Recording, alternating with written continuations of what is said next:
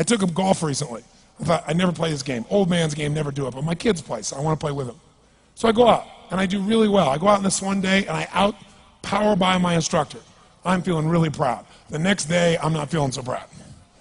I keep putting the ball in the water again. I'm so frustrated. Put down another one. Put down another one. I don't care. I don't care what my score is. Let's do it.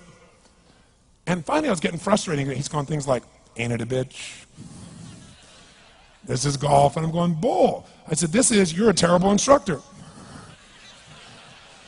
I said, because I should at least be consistent at whatever shitty level I can achieve.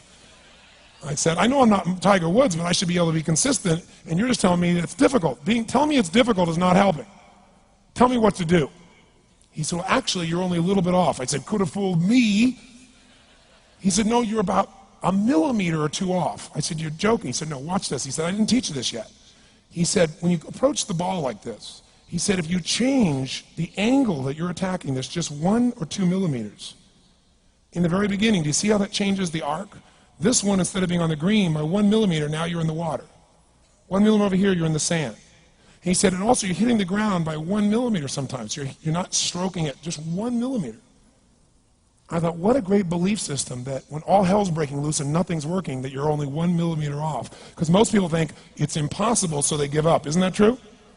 And in real life, it's true. So 2 days later, I'm going to see one of my clients. I do a lot of coaching, and I have a man who's the top plastic surgeon in the world. He's going through some tough times in aspects of his life. But this is a guy that gets paid by Sultan of Brunei $1 million to fly over and do 3 people's faces. He is the #1 plastic surgeon in the world. He can make anyone who's ugly look spectacularly beautiful. He showed me pictures of a woman who's 84 years old. He made her look 40 and gorgeous, no exaggeration. But you know what? I'm waiting for him in his office, and he's still in surgery. So he's got a new book he's creating to teach other surgeons around the world. And I'm going through, and it's got pictures of, the top 100 supposedly most beautiful women in the world's faces. And then men. I wasn't paying attention to that one. I just kept turning the pages, right? But I noticed something. He's got all these measurements. And he has mathematically calculated what it takes to make someone look gorgeous, man or woman. And it's a few millimeters. Interesting.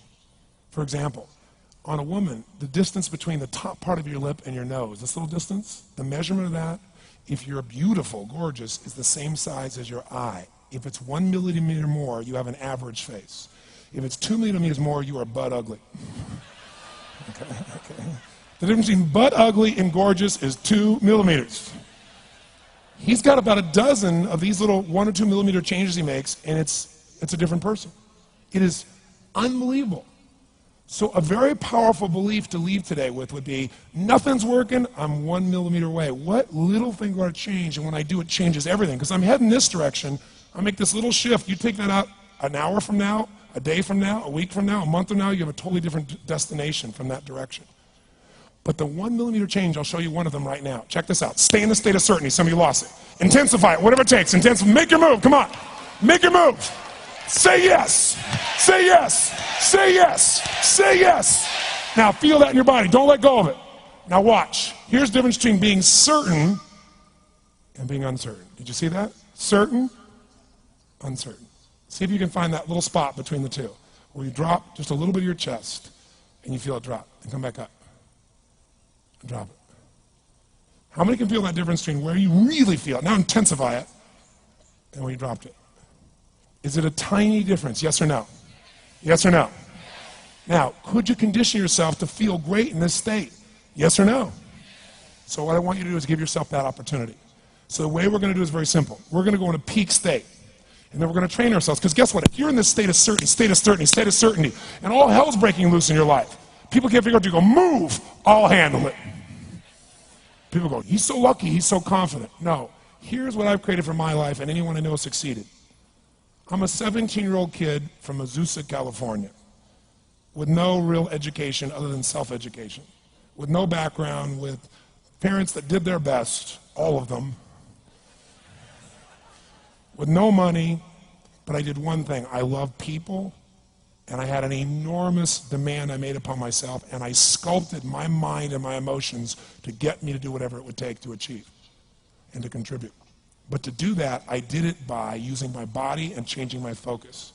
I did it by putting myself in a peak physiology and using what I call incantations. Can you train yourself to believe something, yes or no? Absolutely. How many of you ever made the fatal mistake of going to Disneyland or Disney World, and while you're there made the fatal mistake of going to a ride called It's a Small World After All? What happens for about a week after you're out of that damn place? You're still singing this thing in your head in 24 languages, right? Well, let me tell you something. How many of you have things when you want to go achieve them and this part of your voice goes, oh, it's not going to happen, or forget it? How many got a voice that sometimes interrupts that good pattern? Say I. And what you want to do is train a new one. So starting when I was 17, I started doing incantations, not affirmations. Affirmation, you go, I'm happy, I'm happy, I'm happy, I'm happy, I'm happy. What's the problem? You haven't changed your what? Your what? Physiology. If you don't change your physiology, you won't get anything.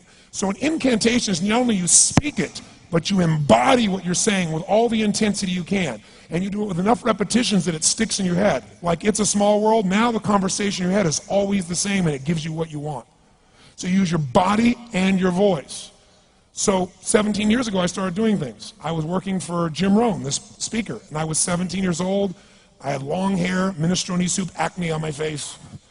And I was trying to call on Bear Stearns type of people and convince them why they should go to this man's seminar and be more successful. I was driving a 1968 Volkswagen that I had earned at $40 a week as a janitor. The only way I did it was park far from the building and then go in, and I love people and I believe, but I put myself in state and I was able to influence people that were far more successful than I was at the time. I would do something that I still do backstage and have done for 23 years because I don't hope I'm going to be in a good state, I demand it.